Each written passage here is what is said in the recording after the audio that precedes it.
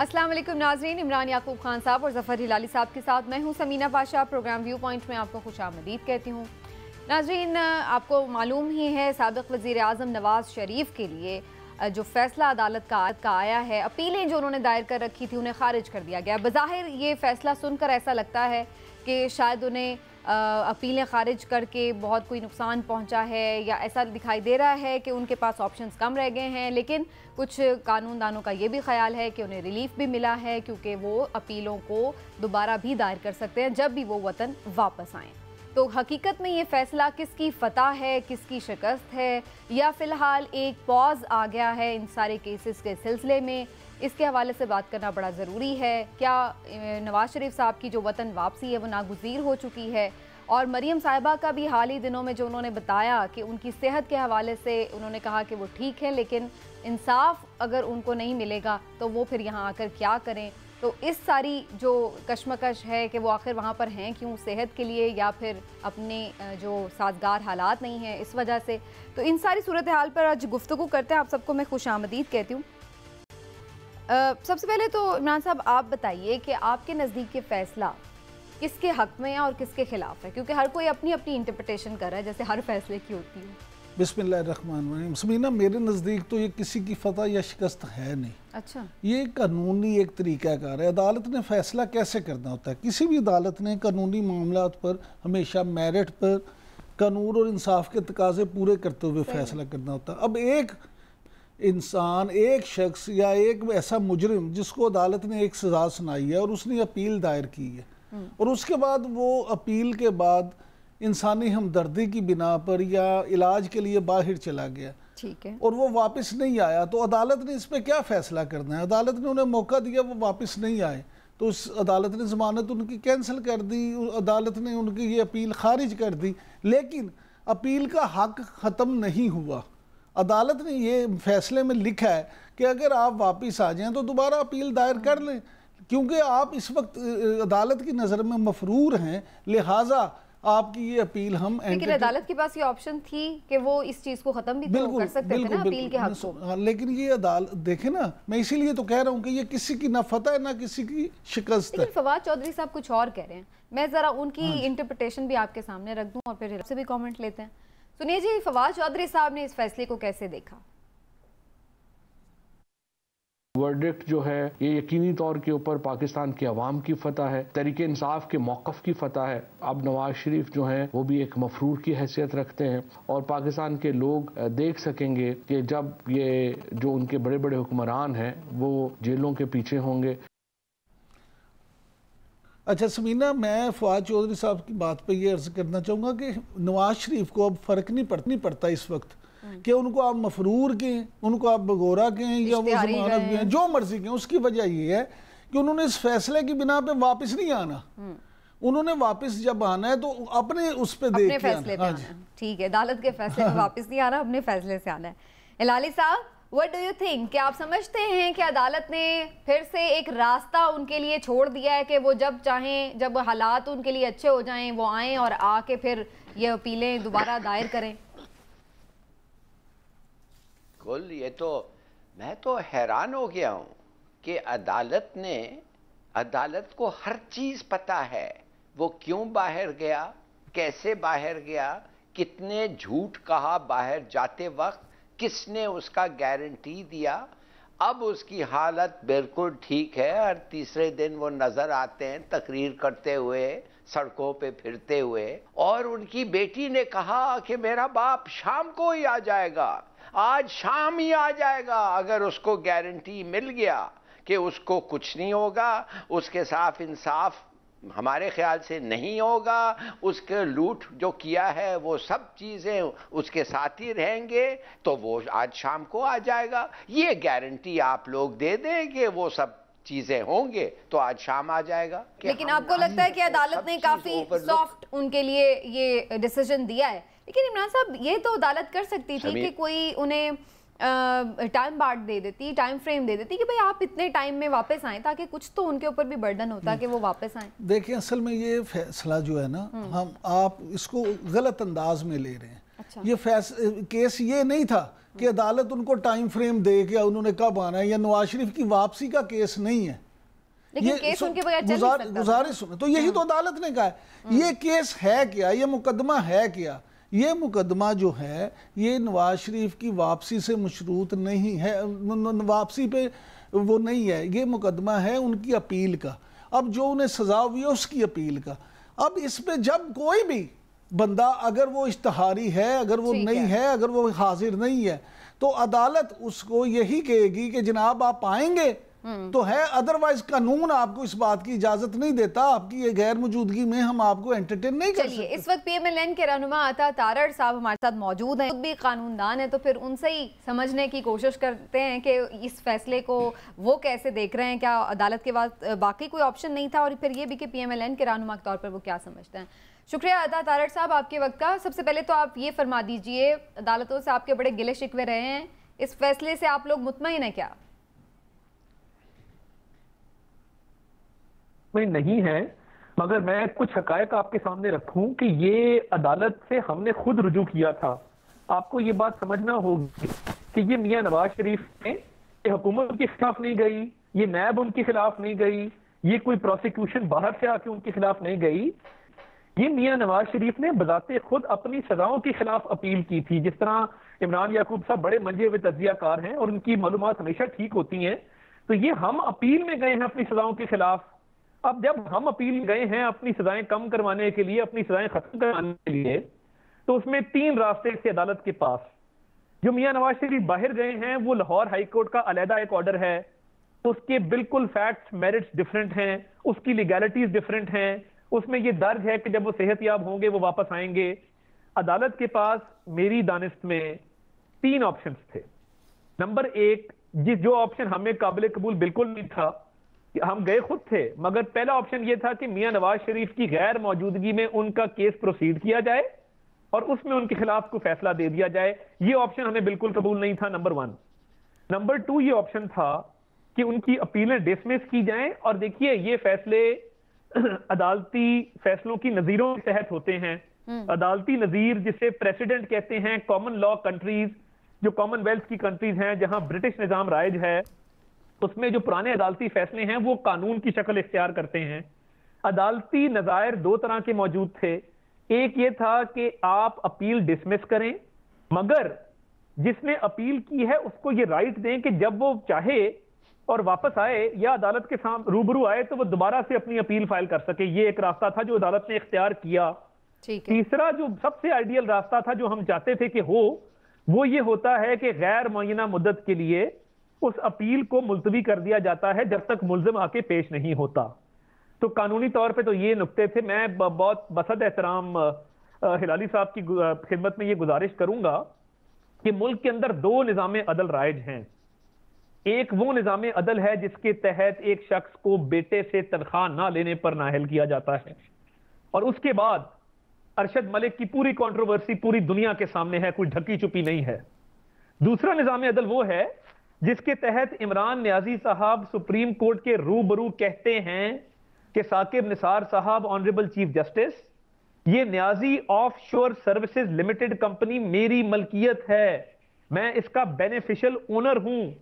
साकिब निसार साहब से बाबा, लेकिन इस वक्त कोई है नहीं है यहाँ पे डिफेंड करने के लिए, तो हम इसलिए उसको अवॉइड करते हैं बात करने से। जो हम आपके कंसर्न्स हैं उस पे बात कर लेते हैं ना। मुझे मुकम्मल तो कर लेने देना। एक बात यहाँ पे हो रही थी, मैं सिर्फ हिलाली साहब की खिदमत में अर्ज कर रहा हूं कि जब ये न्याजी ऑफशोर सर्विसेज लिमिटेड के हवाले से इमरान साहब ने कहा कि मैं उसका बेनिफिशियल ओनर हूं, साकिब निसार साहब ने कहा नहीं भाई, आप ना डायरेक्टर हैं, आप ना MD हैं, बेनिफिशियल ओनर आप होंगे, हम आपको सजा नहीं करते, आप जाएं, आप आजाद हैं। फिर दूसरा मेरा जो इख्तिलाफ है वो ये है कि बनी गाला के 400 कनाल के महल की प्रोसीड्स के हवाले से जमायमा साहिबा का एक पावर ऑफ अटर्नी है। कभी आप कहते हैं जमायमा से उधार लिया या गिफ्ट लिया, कभी आप कहते हैं इस तरह तो फिर आपके लिए भी बहुत सारी मिसालें आ जाएंगी। ऐसे भी हमने नहीं देखा कि कन्विक्टेड मुस्लिम को ऐसे बाहर भेज दिया जाए, ऐसा भी नहीं देखा कि बहुत सारी चीजें और आ जाएंगी। लेकिन इस वक्त पॉइंट ये है नहीं, मेरी गुजारिश तो सुन लेना, मेरी मारूजात सुन ले। मुझे बुलाया तो मुझ पे कदगन तो ना लगाएं कि मैंने क्या बोलना है क्या नहीं बोलना। आईने पाकिस्तान मुझे हक देता है, मैं आजाद शहरी हूँ कि मैं जो बात करना चाहूँ मैं कर सकता हूं, मुझे करने दें। अता साहब गुजारिश है, आईने पाकिस्तान भी आपको इजाजत देता है, हम भी देते हैं, लेकिन एक सिर्फ एक गुजारिश है कि हम तीनों थोड़ा बारी बारी बोलेंगे तो तीनों बोल लेंगे, बस इतना आपने काउंटी से आपने कहा कि मैंने वहां काउंटी क्रिकेट खेली, मैंने इंग्लैंड के फ्लैट बेच की बनी गाला लिया, फिर फॉरेन फंडिंग के मामला तो ये देखें ना, फिर सबके भी बराबर हो। अगर नवाज शरीफ को बेटे से खान ना लेने पे निकाला है तो इमरान नियाजी साहब को Niazi offshore services limited company की मलकियत पे निकाला जाए।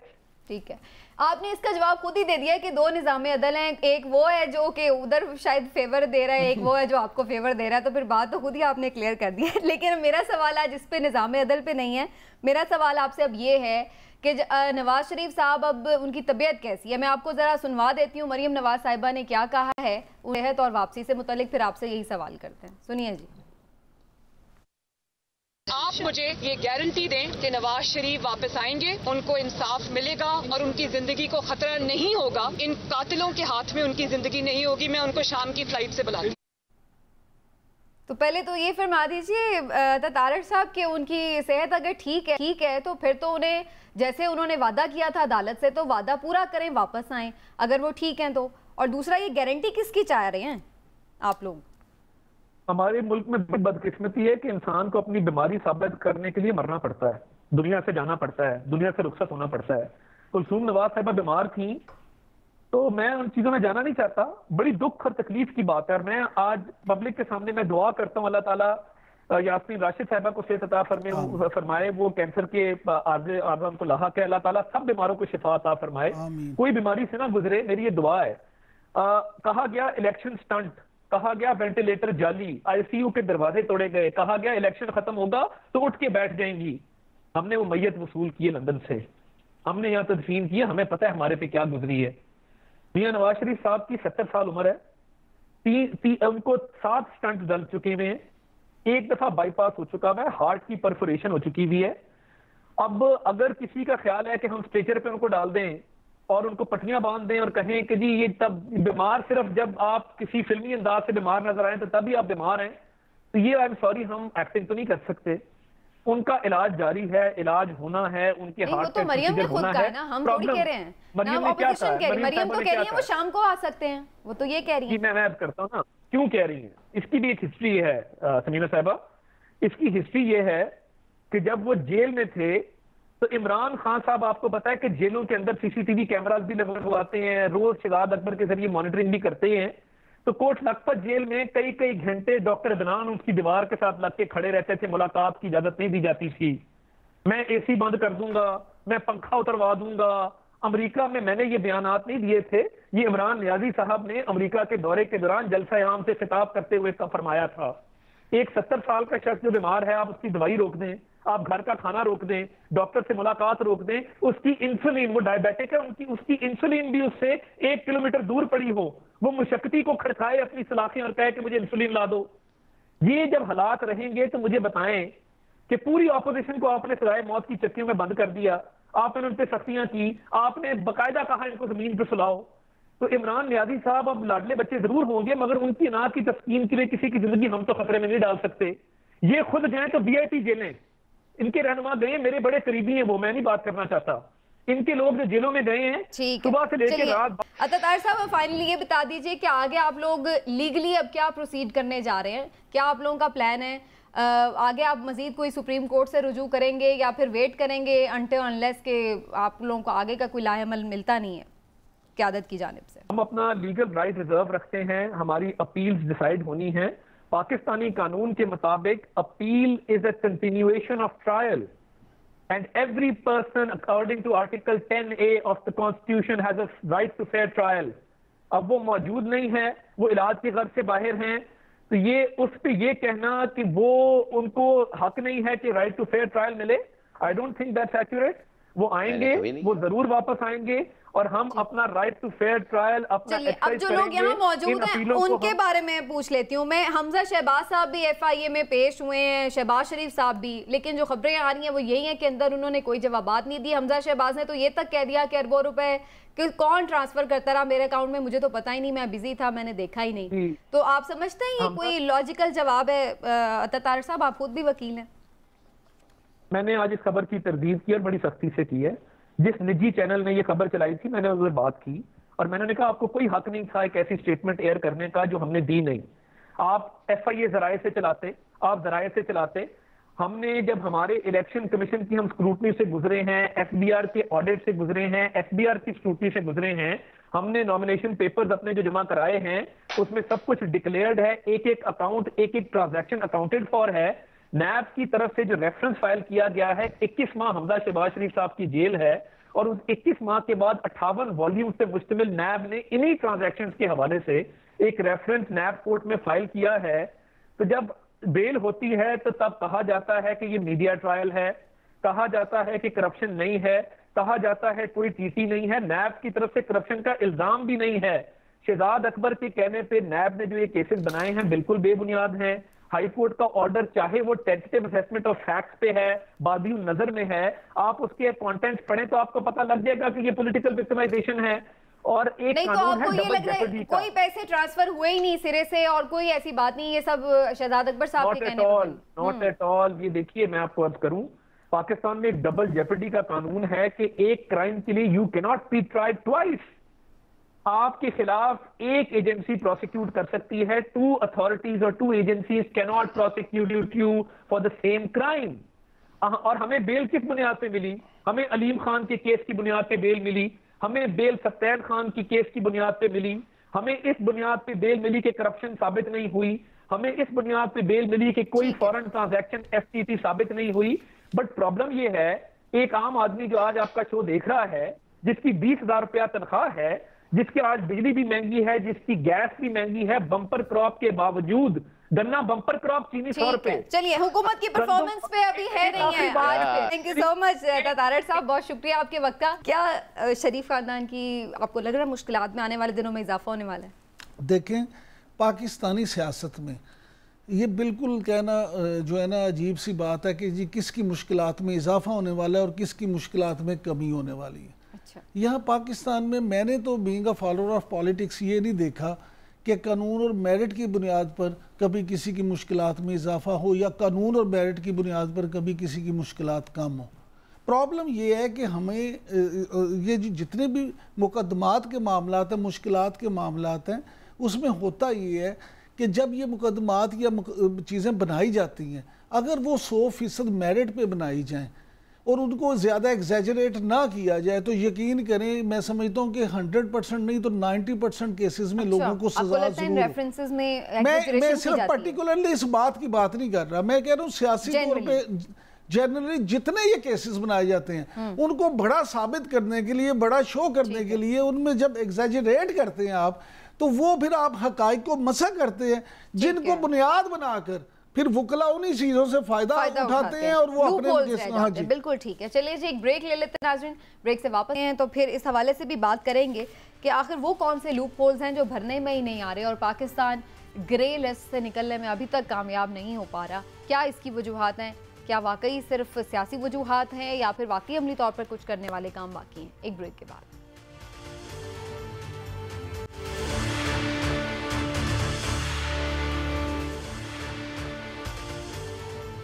नाज़रीन, पाकिस्तान फैटफ की ग्रे लिस्ट से निकलने में कामयाब नहीं हो सका है। स्टिल उसे काम करने के लिए मज़ीद 6 पॉइंट्स भी दे दिए गए। 1 पॉइंट पहले ही उनका कहना था कि उस पर पाकिस्तान ने काम ज़रूर किया, लेकिन मज़ीद काम करने की ज़रूरत है और अब मज़ीद 6 निकात दे दिए गए हैं जो कि इंसदाद मनी लॉन्ड्रिंग से मुतल्लिक हैं और कहा गया है कि आप इस पर काम करें। हमाद अज़हर साहब का ये कहना है कि 1 साल लगेगा कम अज़ कम उन तमाम मामलात पर काम करने के लिए।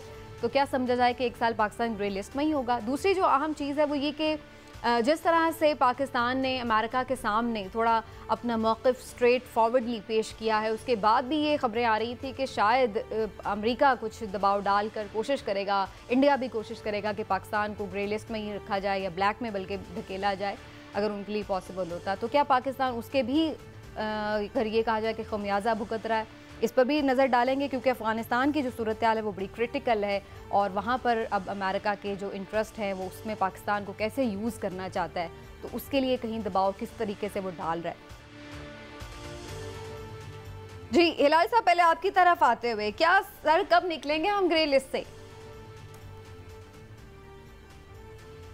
देखिए, ये ग्रे लिस्ट से किसी को सूट नहीं करता कि हमें निकालें, ना अमेरिका को ना हिंदुस्तान को। वो चाहते हैं कि हमारे पे प्रेशर रहें, वो चाहते हैं कि जब तक ये अफ़गानिस्तान का मसला ये ठीक ना हो उस वक्त तक वो हमें हमारे सर के ऊपर वो तलवार लटकाएं जो ब्लैक लिस्ट का होता है।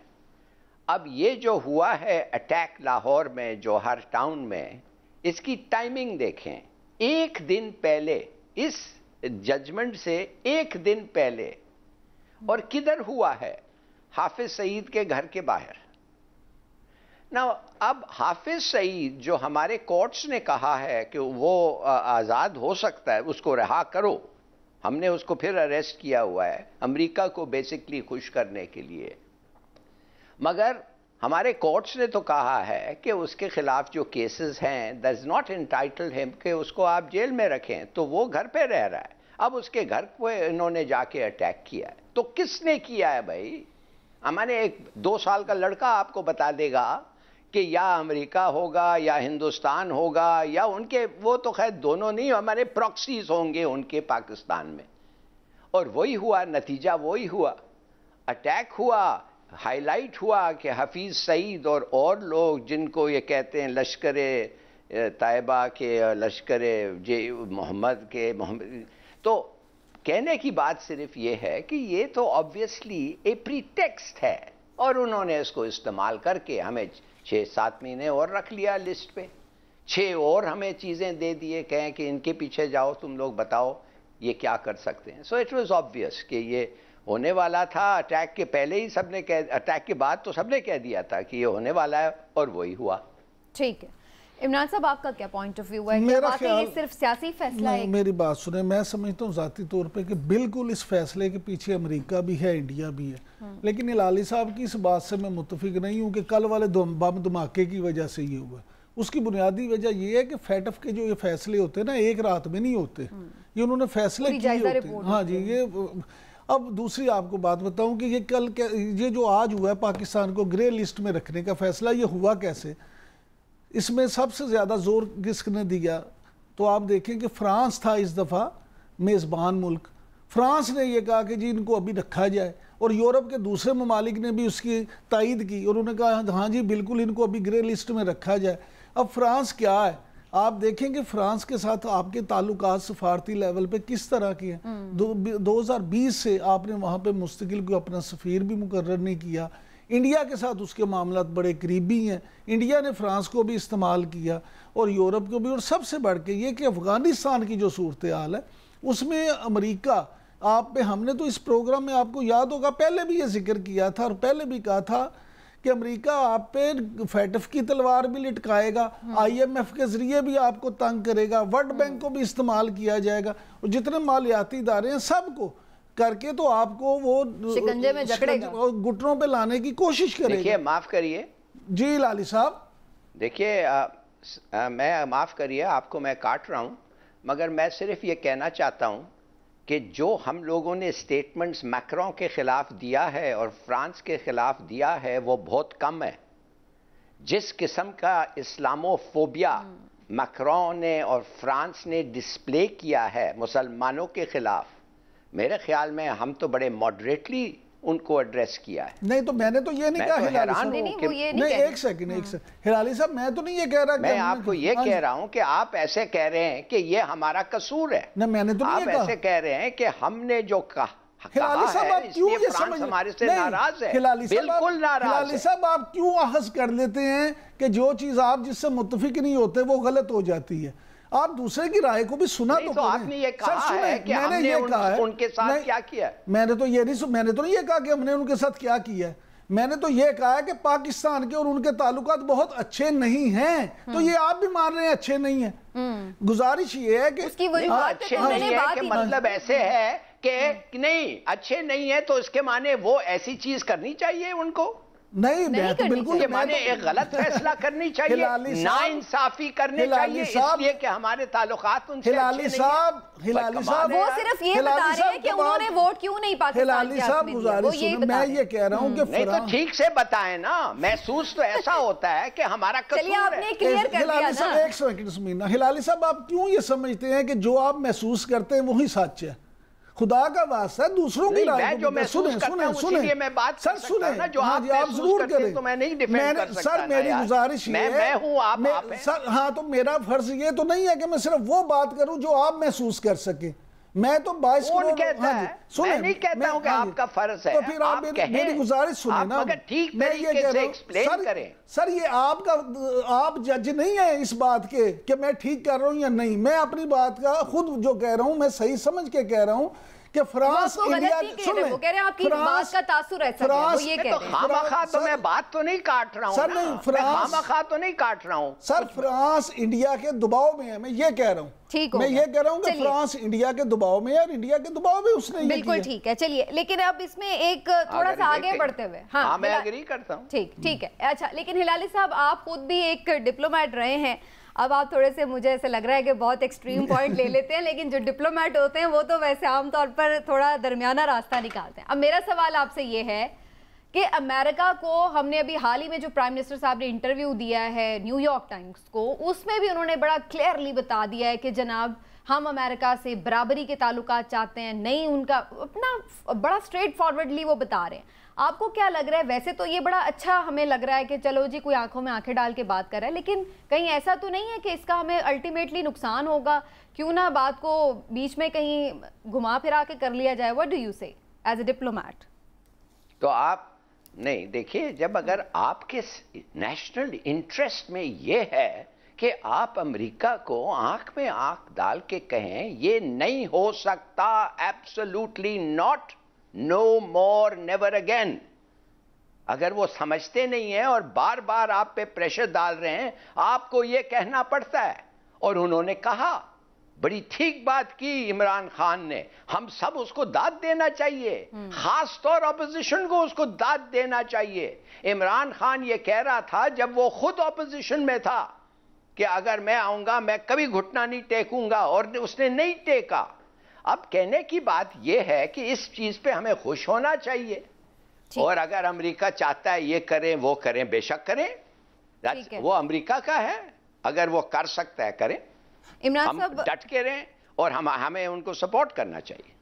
अच्छा, इस पे शॉर्ट कमेंट इमरान साहब आप भी दे दीजिएगा कि उनकी ये साफ गोई जो है हमें फ़ायदा दे रही है या फिर हमें नुकसान पहुंचा रही है। दूसरा, फिर मैं अफगानिस्तान की तरफ भी जाऊंगी कि वहाँ पर भी अब देख रहे हैं हम कि झड़पें शुरू होगी, और वही खदशा जिसका इजहार आप सब लोग करते रहे हैं कि वहाँ पर कोई ज़ाहिर अमन नहीं होने जा रहा है, तो वो सारी सिचुएशन को फिर पाकिस्तान को भी तो फेस करना पड़ेगा ना। देखिए, मैं हिलाली साहब की इस बात से 100% मुत्तफिक हूँ कि जहाँ पे नेशनल इंटरेस्ट की बात आए वहाँ पे आपको दो टोक ही बात करनी चाहिए, और इमरान खान ने इस पे जिस तरह से कहा है उनको इस बात पे कायम रहना चाहिए, ठीक है, चाहे उससे आपको फ़ायदा हो या नुकसान, क्योंकि कम से कम आप अपना एक मौक़िफ़ तो लें।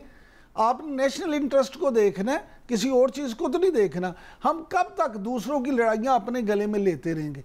अब हाना जंगी अफगानिस्तान में हो तो उसका मैं यही कह रहा हूँ, उसका असर तो बराह रास्त यहाँ आएगा। लेकिन आप क्या समझती हैं, अगर हम अमेरिका की बात मान लेंगे तो फिर वो असर नहीं आएगा, फिर वहाँ पे हाना जंगी नहीं होगी। अगर आप वहाँ पे अमेरिका की बात मान के फौजी अड्डे दे देती हैं तो क्या फिर तालिबान आप पे हमला नहीं करेंगे?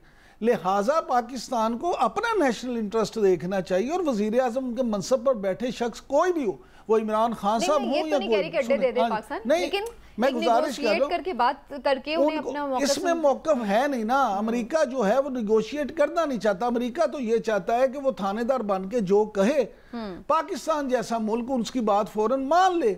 तो मैं समझता हूँ कि पाकिस्तान, जो बाइडन ने तो अभी तक प्राइम मिनिस्टर साहब से बात तक नहीं की इस सिलसिले में, हालांकि वैसे वो लोग कहते हैं कि जी पाकिस्तान का बड़ा इंपॉर्टेंट रोल है। हालांकि मैं आती हूँ 1 मिनट बस मुझे दीजिएगा, लेकिन अभी तक जो बाइडन ने officially prime minister of Pakistan से राब्ता तक नहीं किया। इसीलिए ना कि वो कहते, उनका ये ख्याल है कि ये निचली सतह भी मैनेज हो जाएगा, मुझे क्या जरूरत है बात करने की। जी लाली साहब, क्यों नहीं वो पर बात कर रहे अफगानिस्तान के इशू पर प्राइम मिनिस्टर साहब से? वो दिखाना चाहता है कि पाकिस्तान है क्या कि हमारे साथ ऐसे आंख में आंख मिला के बात कर सकता है। इनका बड़ा लो ओपिनियन है पाकिस्तान का। ये समझते हैं कि हम जो चीज़ वो चाहते हैं हम करेंगे और करते रहे हैं। हम अफसोस से कहना पड़ता है। दूसरी बात यह है कि देखिए ये जंग शुरू हो गया है, सिविल वॉर अफगानिस्तान में शुरू हो गया है। 2 डजन गवर्नमेंट पोस्ट पे कैप्चर हो गया है तालिबान का, और एक पूरा बटालियन उनका सरेंडर कर दिया है। 10-15 टैंक्स और पता नहीं 30-40 ट्रक्स भी आ गए हैं तालिबान के पास। ये जंग शुरू हो गया है। अब हमें क्या करना चाहिए ये थोड़ा हमारे व्यूअर्स को बताना चाहिए। We must prepare. दो चीजें हैं, डिप्लोमेटिक स्टेप्स। आप मुझे बताएं, United Nation Security Council, UN refugee fund के पास अभी जाएं आज, उनको कहें कि हमें खाने और इनको हाउस करने के लिए, फीड करने के लिए, एजुकेट करने के लिए हम पाकिस्तान में इनको अब नहीं आने देंगे, इसलिए कि हमारा एक फेंस है, हमारे फौज हैं, हम 3 मिलियन अफगान रेफ्यूजीज को हम इधर रखे हुए हैं, 20 साल से खिला रहे हैं। अब माफ करिए, इनको आप उधर अरेंजमेंट करें, अफगानिस्तान के अंदर अरेंजमेंट करें, इनको कैंप्स में रखना, इनको पढ़ाना, सिखाना, खिलाना और डिफेंड करना। अगर आप पैसे चाहते हैं हमारे से, जितना हमारी हिम्मत है हम दे सकते हैं। अगर आप सप्लाईज चाहते हैं, जो हम कर सकते हैं हम कर सकते हैं, मगर अमेरिका की ये रिस्पॉन्सिबिलिटी है, ये हमारी रिस्पॉन्सिबिलिटी नहीं है। तो ये देखिए, ये चीजें अभी करना चाहिए। अभी से पाकिस्तान को प्रिपेयर करना चाहिए। नहीं हो रहे इस चीज के बारे में। Very right. चलिए जी, देखते हैं इस सिलसिले में क्या स्ट्रैटेजी बनती है। नाज़रीन, एक ब्रेक ले लेते हैं, ब्रेक से वापस आते हैं तो अब बात करते हैं मोदी की स्ट्रैटेजी की, जो उसने APC बुलाई और मकबूजा कश्मीर की जो जमातें हैं उनसे बातचीत की, उससे क्या निकला और क्या कोई ड्रामा था या धोखा था या फिर कोई वाकई फ़ायदेमंद बात हुई। आपको बताते हैं एक ब्रेक के बाद। हमारे साथ रहिए।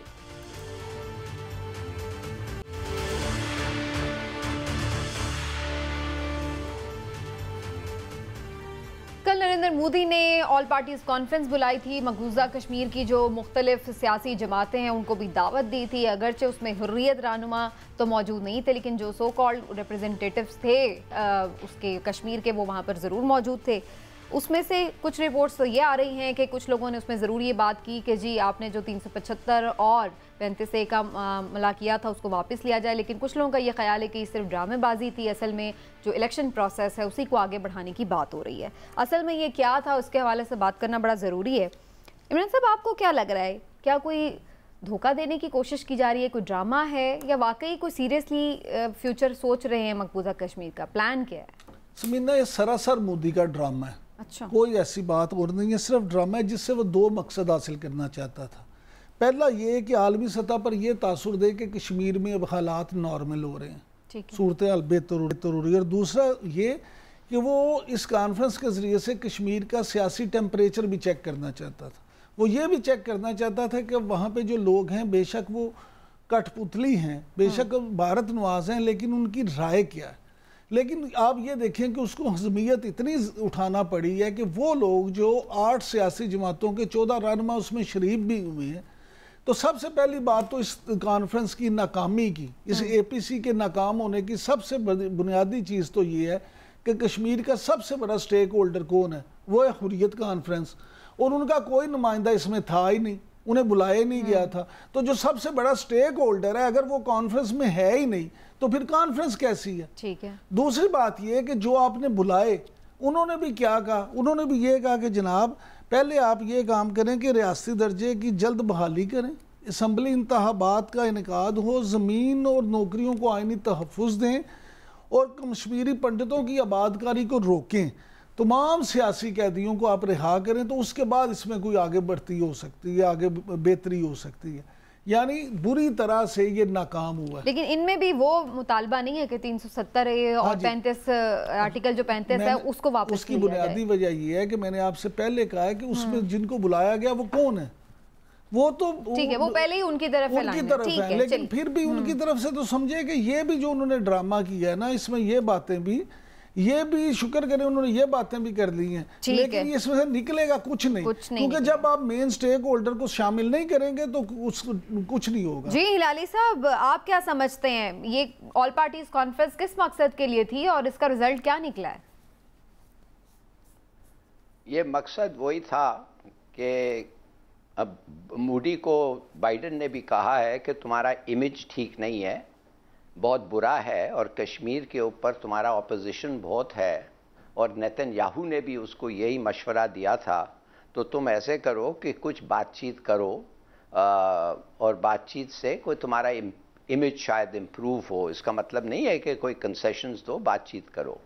देखिए, इसने यूनाइटेड नेशंस रेजोल्यूशंस को स्क्रैप किया है, इंटरनेशनल और बायलैटरल कवेनेंट्स को इसने वायलेट किया है। जाहिर है इसको he is on the back foot और इसको कुछ करना था।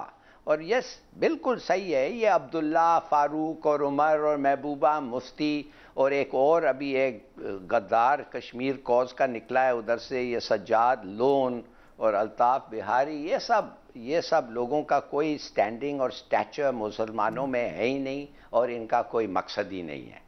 मगर एक चीज़ मैं आपको बताता हूँ जो मेरे ख्याल में कंसर्न है। कंसर्न हमारा ये है कि अब मोदी क्या कर रहा है कि पूरे हिंदुस्तान से ये हिंदू लो लाइफ लोग जो होते हैं, माने ये जो रेपिस्ट और ड्रग एडिक्ट्स, इनको बसों में ट्रेन्स में डाल के ये कश्मीर ला रहे हैं, और कश्मीर ला के जिधर इंडियन आर्मी अपने कैंप्स रखा है उधर इनको भी रख रहे हैं। उसका मुझे फ़ोन आया था, उसका नतीजा अब ये हो गया है कि ये जो लोग हैं ये सब जगह घूम रहे हैं, और अक्सर जो रिस्पेक्टेबल कश्मीरीज उधर रह रहे थे ख़ासतौर वैली में, उनको तो अब डर लग रहा है कि बाहर जाने। एक तो फौज है वो भी शिकार करती है, मगर इस किस्म के लोग जो आजकल घूम रहे हैं, तो ये एक बड़ा ज़बरदस्त एक किस्म का ये है उधर फियर और डर आ गया है लोगों में। और लोग पूछते रहते हैं कि भाई पाकिस्तान क्या करेगा हमारे लिए। अब ये नौबत आ गई है कि इन्होंने ये लुच्चे लफंगों को लाके इधर हमारे ऊपर छोड़ रहे हैं। ठीक है, तो वाकई हमें सोचना चाहिए कि ये कब तक ऐसा चलेगा, और हमारा जो फर्ज है कि ऑक्यूपेशन के खिलाफ लड़ें और जो लड़ रहे हैं उनको मदद करने, ये हमारा फर्ज है। इस पे भी हमें सोच के कुछ करना पड़ेगा, करना पड़ेगा। वो कुछ क्या हो सकता है, इस पे हम अक्सर बात करते रहते हैं, लेकिन इमरान साहब आप समझते हैं कि जैसे कुलभूषण का मामला इंडिया वहाँ पे ले गया था आलमी अदालत में, क्या 375 का मामला हम नहीं आलमी अदालत इंसाफ में ले जा सकते? क्यों नहीं ले जा सकते? ले जाना चाहिए। हम अभी तक क्यों नहीं लेके गए? सवाल तो ये है, बिल्कुल लेके जाना चाहिए। दूसरी बात ये है, जो भी लाली साहब बात कर रहे थे उसको थोड़ा सा बढ़ा दूँ। वादी कश्मीर, जम्मू कश्मीर, जो उसमें आपको हैरत होगी कि क्राइम रेट ना होने के बराबर था। वो बड़ी पुरअमन जगह थी, वहाँ पे उस तरह से मामलात नहीं थे। लेकिन अब वहाँ पे सूरत हाल ये है कि जो वहाँ पे इन्होंने सेटल्स किए लोग ला के, जिस तरह ये जराइम पेशा अफराद, तो वहाँ पे ये भी मामला हो गया कि क्राइम की शरह बढ़ गई है। वहाँ पे लोगों के घरों से चोरी, डकैती, ये इस तरह के वाकयात जो हैं उनमें भी इजाफा हो रहा है। अब वहाँ देखिए, अब आपको लग रहा है ये इलेक्शन हो जाएंगे जिसके लिए कोशिश की जा रही है, और अगर ऐसे इलेक्शन हो जाते हैं तो फिर उससे मामला किस तरफ जाएंगे? तहरीक आज़ादी जोर पकड़ेगी या फिर रेस्टलेसनेस में इजाफा? मेरा ज़ाती ख्याल है कि इलेक्शन अभी इन हालात में इलेक्शन हो नहीं पाएंगे। अच्छा, हाँ जी, वहाँ पे बाइकआउट होगा और आप देखेंगे कि रिएक्शन ज़्यादा आएगा। और तहरीक आज़ादी जो है वो देखें, वो इस वक्त इस मोड में है मुजाहिदीन के, उनके सामने डू और डाई वाला मामला है। ठीक है, इसलिए वो आखिरी हद तक जाएंगे। और मैं समझता हूँ इस वक्त पाकिस्तान को भी उनकी पूरी और खुल के मदद करनी चाहिए। और सामने इंडिया के सामने, अब देखें ना, आप अभी तक अगर इस तरह से कोशिश कर रहे हैं और बीच बचाव वाला रास्ता कर रहे हैं, तो आपको क्या हासिल हुआ है? तो फिर सामने आमने ही आ जाना तो चाहिए। आप फिर कश्मीरियों के साथ खुल के सपोर्ट करें, उनकी मदद करें। हिलाल साहब, आपको लगता है कि मोदी ने जो प्लान बनाया है कश्मीर के, मकबूजा कश्मीर के लिए, वो कामयाब होता नजर आ रहा है आपको कि ये इलेक्शन हो जाएं और वहाँ पे फिर से वही एक उनकी डमी गवर्नमेंट बन जाए और फिर वो अपनी मर्जी के मुताबिक उसकी जो डेमोग्राफिक चेंजेस करना चाहते हैं वो कर सकें? What do you think?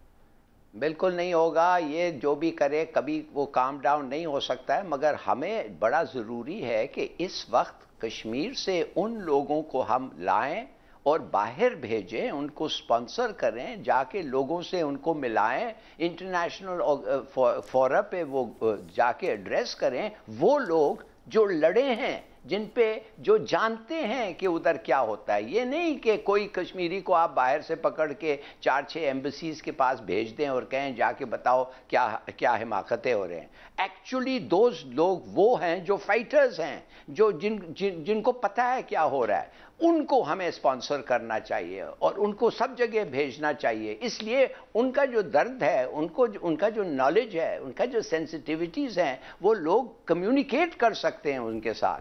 तो मेरे ख्याल में ये कुछ करना चाहिए हमें, बिकॉज द सिचुएशन आस्ते आस्ते बहुत बुरा हो रहा है। और महबूबा मुफ्ती ने भी तो वो भी ऑलमोस्ट गिव अप कर गई है। देखिए जो मोदी ने किया है मुसलमानों के साथ, वो कभी भूल नहीं सकते उसके साथ क्या हुआ। तो हमारा बहुत बड़ा फ़र्ज़ है कि ये सब चीज़ें हम करें। और हमारा कश्मीर कमेटी जो है वो एक अफरीदी बैठा हुआ है, उसका जो चेयरमैन है, उसको इस वक्त आके एक पूरा प्रोग्राम और प्लान ऑफ एक्शन बताना चाहिए, लिखना चाहिए अखबारों में, और लोगों को कहें कि पाकिस्तान क्या कर रहा है इन कश्मीरियों के लिए। लेकिन इमरान साहब, इन सब चीज़ों का फ़ायदा क्या होता है? क्योंकि इवेंचुअली हम फिर सब यही डिस्कस कर रहे होते हैं कि यूएन में भी चले जाएं, कहीं पे भी चले जाएं, हर जगह लॉबिंग, हर जगह हर किसी मुल्क के अपने पर्सनल इंटरेस्ट, भारत बड़ी मंडी, ये वो, फिर आ जाके बात तो कोई भी नहीं सुनता है हमारी, चाहे हम जितना भी हाईलाइट करें। नहीं, तो फिर दो ही बातें हैं ना। एक बात ये है कि आप इंडिया के साथ जंग शुरू कर दें कश्मीर पे, वो आप अफोर्ड नहीं अगर कर सकते, तो फिर आपके पास यही हल हो जाता है ना कि आप उनकी मॉरल सपोर्ट करें और पूरी दुनिया में आवाज़ तो उठाएं। कम से कम वो बेचारे तो इस काबिल भी नहीं है कि आवाज़ उठा सके अपनी, उनके पास तो वसाइल नहीं है। तो आप कम से कम उनकी आवाज़ बने, आप उनको वो वसाइल तो मुहैया करें, जैसे लाली साहब कह रहे थे कि वो मुख्तलिफ फोरम्स पे जाएं। लेकिन दूसरी तरफ प्राइम मिनिस्टर साहब तो ये बात कर रहे हैं कि अगर कश्मीर इशू रिजॉल्व हो जाए तो फिर तो जो न्यूक्लियर वेपन्स हैं उनकी ज़रूरत ही नहीं रह जाती है। इस पर भी बड़ी लेदे हो रही है, हम देख रहे हैं उनके स्टेटमेंट के हवाले से। हिलाल साहब, मैं आपका ले लेती हूँ पॉइंट ऑफ व्यू इस पर। आपको क्या लग रहा है वैसे जो उन्होंने बात कही है कि उसको मिस इंटरप्रेट किया जा रहा है? देखिए, मुझे पता नहीं है, इमरान खान साहब ये स्टेटमेंट दे रहे हैं कश्मीर इश्यू ठीक हो जाए तो कोई एटॉमिक वेपन्स की ज़रूरत नहीं है। मैं तो जानना चाहता हूँ, हम तो नेशनल डिफेंस के लिए लिया है ना, जो हिंदुस्तान हमारा दुश्मन है। जब हिंदुस्तान छोड़ देगा, उनके पास न्यूक्लियर वेपन्स नहीं होंगे, फिर भी 4 गुना ज़्यादा फौज होगा, 7 गुना 6 गुना ज़्यादा एयरफोर्स और 8 गुना ज़्यादा नेवी होगा। इसको हम कैसे इक्वलाइज करेंगे? और दूसरी बात यह है कि आप जो इससे पहले कह रहे थे फ़ायदा क्या, ये ठीक जवाब दिया है इमरान याकूब ने कि इसका मतलब ये तो नहीं है कि आप भूल जाएं। अगर आप समझते हैं कि दिस नॉट वेरी इफेक्टिव, इसके माने कुछ नहीं करें। वो आपको देख रहे हैं, वो रोज फोन करते हैं, दे लुक टू यू। वो जा रहे हैं मरने के लिए, वो लड़ेंगे इनके खिलाफ, वो अकेले भी लड़ेंगे। आपका फर्ज बनता है उनको आप मदद करें। सवाल ही नहीं पैदा होता है कि कहें कुछ नहीं होगा इसलिए हम कुछ नहीं करेंगे। और अभी तक वो अकेले ही लड़ रहे हैं, अभी तक अकेले ही लड़ रहे हैं। दूसरी बात ये कि जो आपने कश्मीर एटॉमिक की उसकी बात की, एटम बम की, तो बात ये है कश्मीर एक बुनियादी वजह तनाज़ा ज़रूर है। कश्मीर का मामला अगर हल हो जाए तो इंडिया के साथ आपके ताल्लुकात कुछ बेहतर हो सकते हैं, लेकिन इस बात की गारंटी कौन देगा कि इंडिया फिर अपनी शरारतों से बाज नहीं आएगा? इंडिया आपको अपने ज़ेरे असर रखने की कोशिश नहीं करेगा। लिहाजा आपके डिफेंस के लिए ज़रूरी है कि आप एटमी ताकत रहें। बिल्कुल ठीक है। चलिए जी नाज़रीन, प्रोग्राम हो गया, इंशाल्लाह फिर आपसे मुलाकात होगी। अपना ख्याल रखिए, इजाज़त दीजिए, अल्लाह हाफ़िज़।